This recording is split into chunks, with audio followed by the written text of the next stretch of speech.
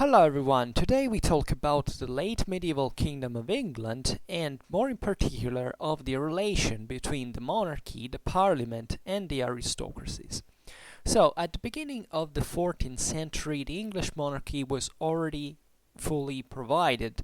with coherent and well-defined central and local structures that were apparently capable of directing a very complex judicial system and to organize in detail the administrative and fiscal control of its territory. Since the 12th century, in fact, within the court had been developed an accounting office with its own proper documentation, that is the exchequer and his pipe rolls.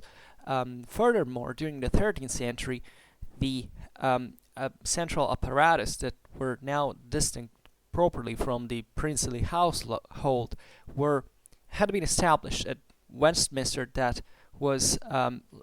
started at this point as the administrative capital of the kingdom, close to London, which instead was its economical and financial capital. So this is particularly important because already at this point, and actually even previous centuries,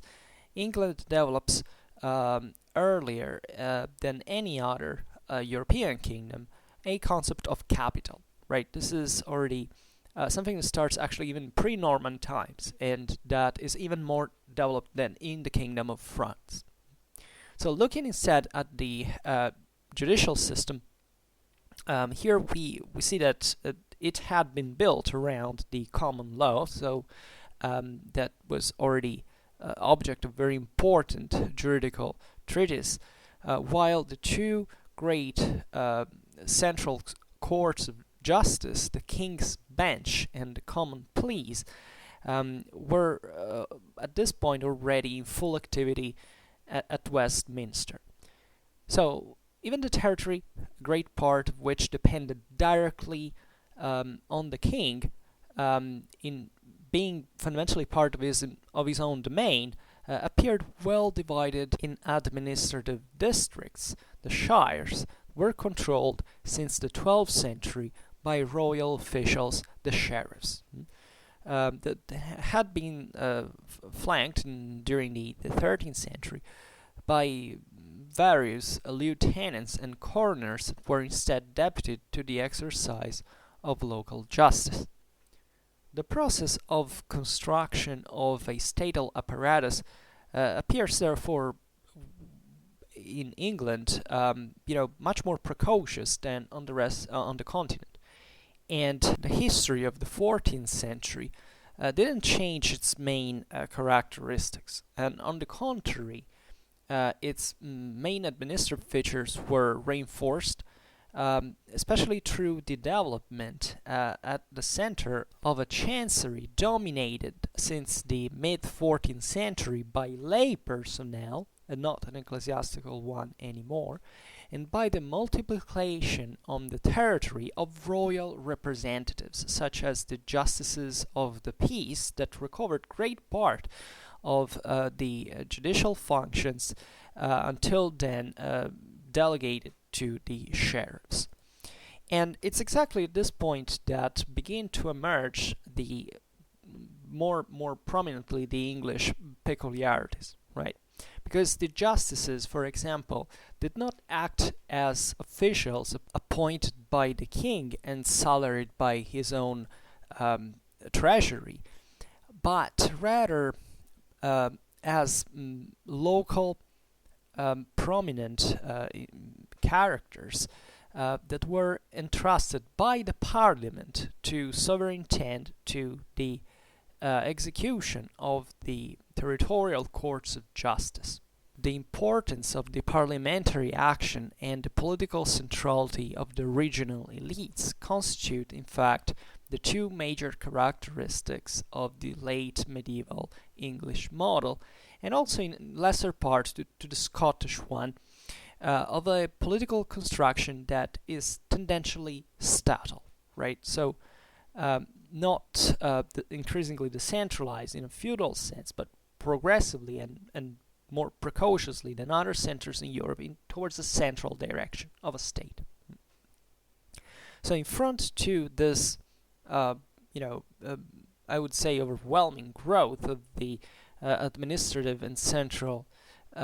structures, and of the force of the legitimizing authority of royal power that already had created, had triggered since at the beginning of the 13th century a wide opposition that was eventually, that eventually achieved the concession of the Magna Carta. The territorial elites developed new instruments of government, the representative assemblies that, since the end of the 13th century, had contributed in first person to the great choices of the kingdom, that contributed also at the same time to modify the same structures of the English society. And differently from France, where the Parlement represented the central judicial apparatus, the English Parliament was the mean and term chosen to give political voice to the various components of society. The genesis of the English Parliament in the 13th century, so here you see, for example, the appearance of the term in 1236, and of the term model parliament in 1295, at the presence of the nobiliar elite, of also of the high and low clergy, and of the representatives of the shires and of the cities. But up to the 20s of the 14th century, it had been mostly a administrative and judicial assembly, right, that had not been completely formalized. So the key period in this transformation has to be scoped into between the 20s and the 40s of the 14th century, when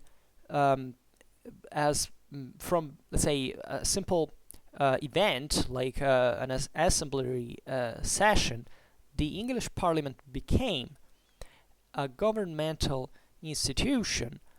through the steady and codified composition and by the legislative and fiscal responsibilities, the latter including the promulgation of the statutes, the control of the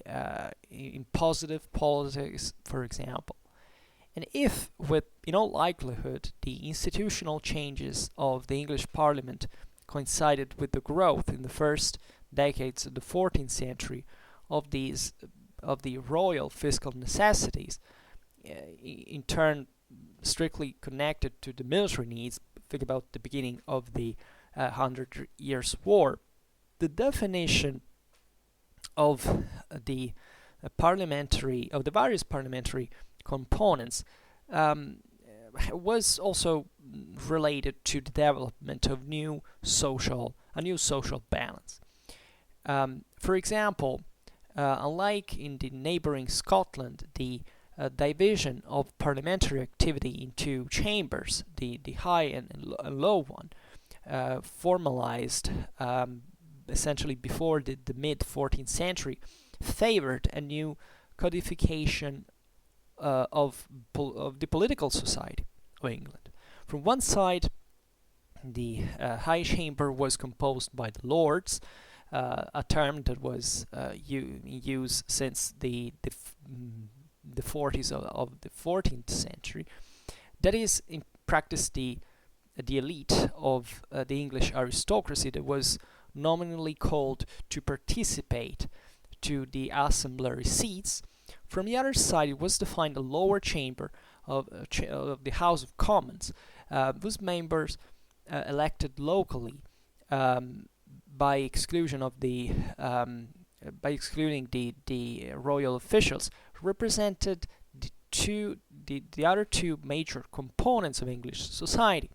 So the regional elites, essentially distinguished in shires, and also the urban elites. So this parliamentary composition was differentiated in a way that contributed both to modify the political and social hierarchies and to delineate these new modalities in the action of government. In the first place, every social component tended to codify its own peculiar structures. At the vertex of the kingdom were positioned the high seigneurial aristocracy, that is, the nobility, provided with specific titles conferred by the king, such as count or duke, and that was capable of participating individually to the activity of the parliament. Such hereditary nobility of peers, so the peerage, was from then henceforth an English peculiarity that was distinguished eventually by the rest of the territorial elites that were in turn unified instead into a gentry, even though this name appears later. That is essentially the middle and small aristocracy is composed by the knights, bachelors, and the gentlemen of the shire and of the parish. And after the mid-14th century, the majority of the members of the commons came, after all, exactly from this gentry. And finally, also the village and city elites, among which stood out the notables of the major English city, London, managed to acquire a certain political weight through their parliamentary presence. At the same time, the institutional evolution of the lower chamber that entrusted itself of his own speaker influenced on the modalities of governmental action through its own intervention into fiscal policy that translated itself into a true possibility to refuse new taxes, and also through his elective control of the royal delegates on the territory that were drawn exactly from its own ranks. So the England of the second half of the 14th century seemed to be developing a new political balance that was based on the competition and integration of two different centers of power. A central administration dominated by the professionals of justice, the lawyers, and different regional elites, so the high aristocracy, the shire and landowners, and the urban merchants, that exactly in the parliament found the deputed place for the resolution of their own political conflicts. The centrality of the territorial foundations of power strengthened at the same time the political weight of the nobility and of the gentry alike. High aristocracy could count both on the royal proximity in the court, in the council, in the parliament, both on the control of the various societies of county. The latter was developed since the end of the 13th century thanks to the formation of the clienteles, of the retainers that were constituted above all by the members of the gentry, that a personal contract called the indenture posed at the service or at the maintenance at the time of the peers and of the king. Such clienteling system for a long time improperly called by historians a sort of bastard feudalism, allowed to the great lineages, nobiliar lineages, to count on a political group of pressure, the affinity, at its own service. This, however, was not sufficient to transform the peers of the kingdom in other territorial princes in turn, both because they never disposed of coherent administrative infrastructures, both and especially because at a local level the major landowners managed to increase their own political influence. From one side, the force of their territorial routing allowed to the knights and to the knights bachelors to enter in the service of several lords, and sometimes also the king himself, by preserving this way a wide sphere of autonomy. From the other side, the development of the parliament strengthened their own position as local political reference in quality of elected members of the commons, both in name of the different shires and both especially since the end of the 14th century, in representatives of the burghs and the cities, while contextually the same parliament appointed them as royal representatives on the territory. And as holder of important quotas of local power, the members of the gentry could therefore contrast the territorial supremacy of the peers. Furthermore, they consolidated their particular participation through the parliamentary activity, favoring in this way, during the 14th century, a process of statal construction founded of a bond, rather stable bond, I would say, between the centrality of the different regional elites, the development of a common royal reference, and the increase of a central administration of professional officials. The English 15th century is characterized by a marked political instability that is connected to the events of the 100 Years' War before and one of the dynastic competition between the Lancaster and the York in the War of the Two Roses. Then, a clash that in 1485 would have resolved itself in favor of a new dynasty, the one started by Henry VII Tudor. At the same time, however, the monarchy made an effort in reinforcing and disciplining both the composition of the great nobility through the assignation of new titles of peers of the kingdom, both the political activity of the gentry through the appointment after 1435 of the Speaker of the Commons, and increase of the presence of its jurists into the same representative assemblies. This, however, didn't put an end to the fact that the parliamentary institution could allow to maintain an open dialogue, not only from an administrative or courtly point of view, between the monarchy and the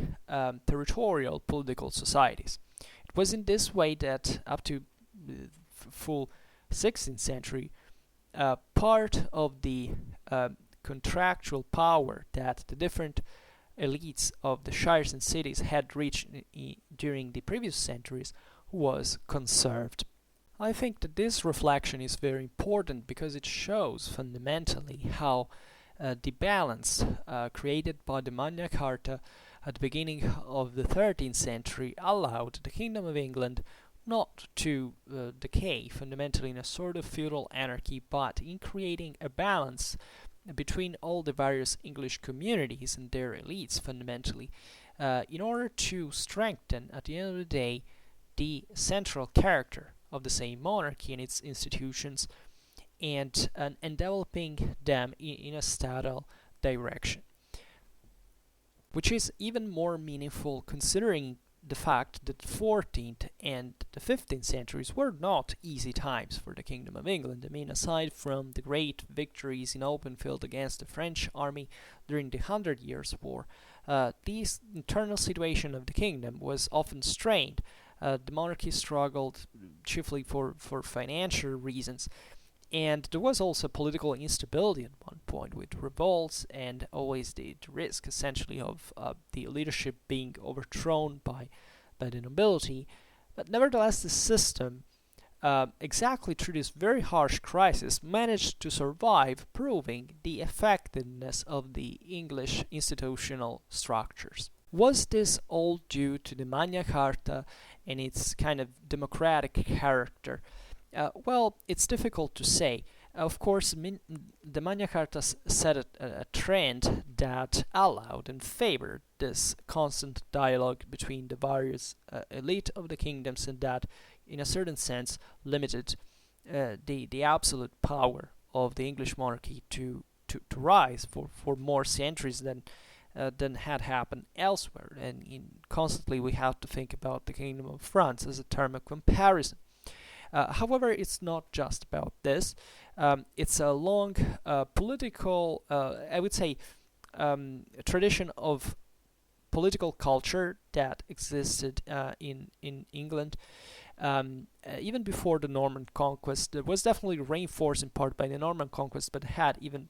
origins into the Anglo-Saxon kingdom proper. Let's remember that the Anglo-Saxon kingdom had essentially remained a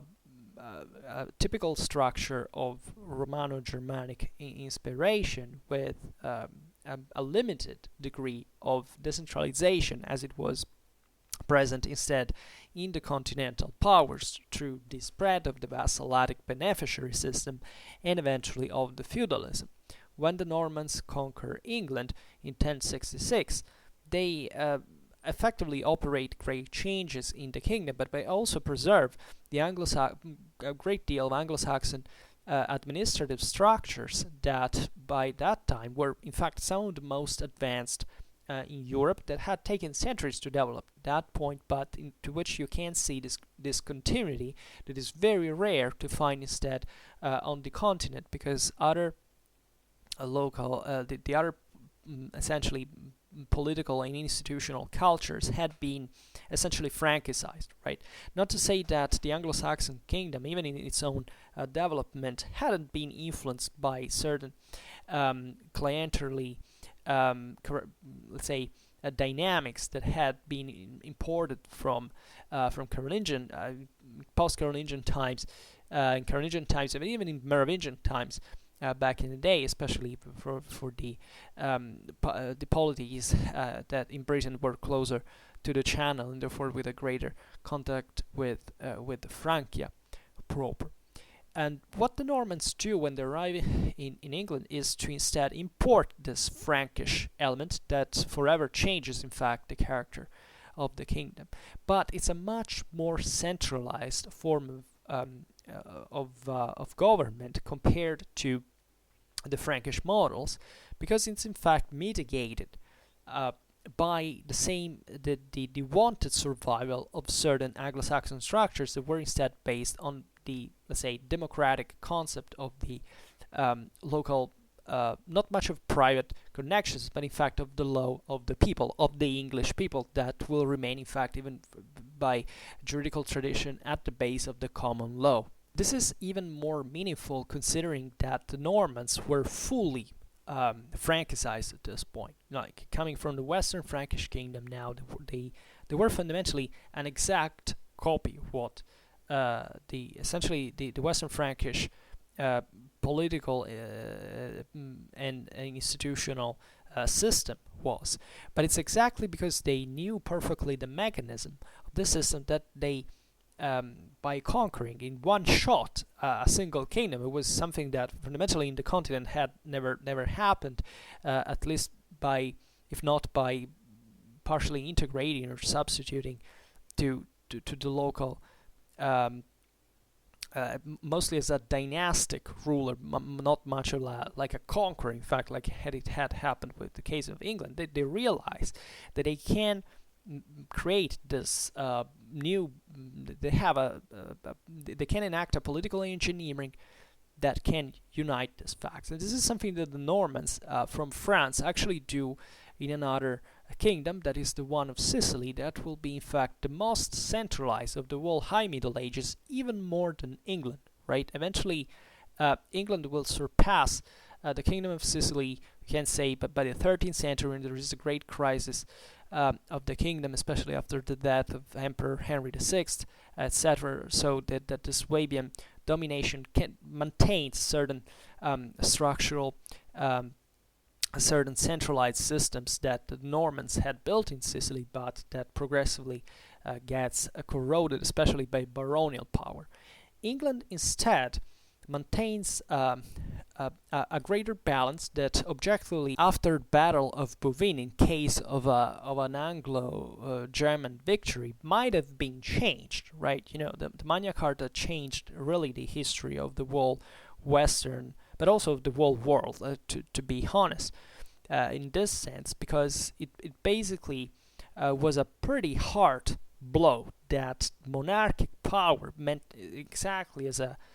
monarchic, as a personal dynastic rule took, and that allowed the maintaining of this of the internal balance of the kingdom in a way that was impressively resistant over time, and that in fact would lead also to those peculiar events in English history, starting from the Civil War and the ensuing institutional development that will take its more complete shape since the beginning of the 18th century, where a parliamentary monarchy that will be very more controlled by the parliament rather than the other way around. Always bear in mind that there were always clientelar relations in this sense, and that also in turn will give birth to the not just to the United Kingdom in its expansion, but also to the same British Empire, and therefore exporting this political, institutional, and juridical model of the common law in many parts of the world. So that still today the world is fundamentally divided between common law and civil law countries. So a very fascinating history, the one of the political and institutional system of medieval England, because it shows us how effectively this period was capable of maintaining a balance. This is, obviously every country in Europe has its own different story in this sense, and obviously the English one stands out for the massive consequence that it would have also had worldwide. But it's interesting to see how these centuries, the 14th and the 15th, are a moment of crisis, especially the 14th for many. Actually, for England, like the 15th was objectively worse, right? Especially after the fall of English France, and in fact of the Wars of the Roses, that also contributed particularly because that was a conflict to the further stabilization of the monarchy and its centralization, especially given the fact that during that war, that was actually also in that one, like the Hundred Years' War, kind of a set of wars. The nobility basically butchered each other, right? Having lost France and not knowing where to carry out their chevauchée, they start doing it against themselves, targeting especially the nobility itself, because that was mostly a dynastic conflict, right? And therefore making the rise of the Tudor and their the stabilization of their power afterwards easier, because at that point a great part of the nobility had been literally wiped out, and this is actually a pretty effective way in many other historical times to centralize more power under a same guide, because essentially at that point Wu has died out, leaves all of its properties and its power to the survivor, that is often the same killer, and this favors the coming in the hands of fewer people of more power. But this, in the case of England, also maintains a certain equilibrium after all, meaning that the rest of the components of society were able still to make their voice heard. But the point I was trying to make in general is that also in the rest of Europe, there is this kind of miracle, right? With different solutions, with different outcomes, given the different local situations, that makes Europe surpass the crisis of the 14th century and to structure actually more stable, more solid political powers from a moment of great crisis, of a great disruption, of a moment in which effectively much could go lost. It's the same case of France that had, in the 13th century become the largest power in Europe, and that objectively during the Hundred Years' War risked not much to collapse as a broader institution, because after all, also the English, in this sense, were not really against fighting, really fighting against the French as a nation that just wanted to substitute their own monarchs on the French throne, right? And so it was largely also a dynastic war, and as such we have to mean it. But obviously the Hundred Years' War was devastating, and these are things that really create, the damage greatly the generally fragile centralized structures of the Middle Ages, and especially in case of France, that had been quite strong. At that point, there are several reasons through which the survival of the French, of the Valois monarchy and the same victory, 100 Years' War, can be explained. Maybe we'll do it on another occasion. It's certainly partly due to the accomplishments of the French kings in the previous centuries, but it's at the same time something that could be disrupted. I mean, it's overlooked, after all, how close a country like France went to kind of collapse on many occasions in history, but at the same time also kind of recovered and averted part of this. And this was also partly due to the monarchy in itself, meaning that even if it produced eventually things like the same French Revolution, for this anachronistic system that had grown, especially given the rise of the bourgeoisie and so many different changes, that the same development of the country caused by this the structuring of the monarchy had favored. Still, the system lived on. It didn't exhaust itself. It managed to find the resources to structure itself once again. The same goes for countries like, for example, Germany or Italy, that were typically fragmented, that would remain as such throughout all the contemporary era, but that in conditions of hyper-fragmentation like the one that existed at the beginning of this period in 14th century, managed in an astonishingly brief time to come up with more central and territorially rational administrative structures, forming powers that sometimes hadn't even had a previous base on which to develop. It's the impressive case of the Italian regional states, but also of the princely dynasties in Germany, that from this Germany was the most fragmented country in absolute terms at this point in late medieval Europe, and it managed to carve very progressively this more or less organic seigneurial territories that, even if weakened by the faults of feudalism by itself, but still stuck together.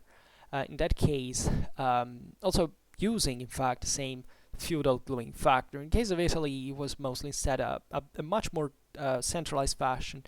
that came straight from the communal institutions, from the idea that these lordships emerged from a single city more than else, that had already pioneered in medieval Europe many forms of political centralization, albeit on a kind of a limited territorial level, for which was a lot of particularism, and the territorial entity that made more progress in terms of management, let's say administrative and territorial homogenization was political homogenization was the Duchy of Milan, and yeah, so this is particularly important to see in perspective, because after all, this speaks for that resilience of medieval civilization that we're talking about in one of our videos, that actually shows a very orderly world that didn't crumble, didn't decline irremediably like it had happened for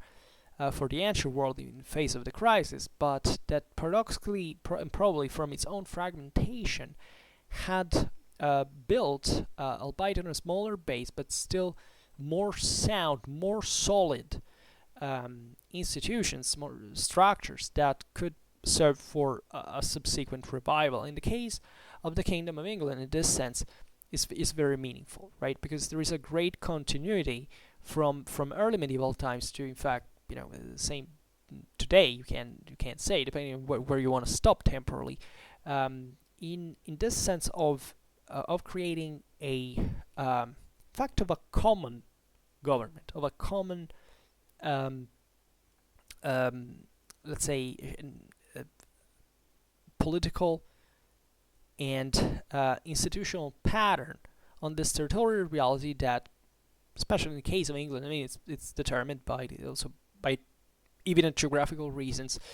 and that managed this kingdom that objectively was nor very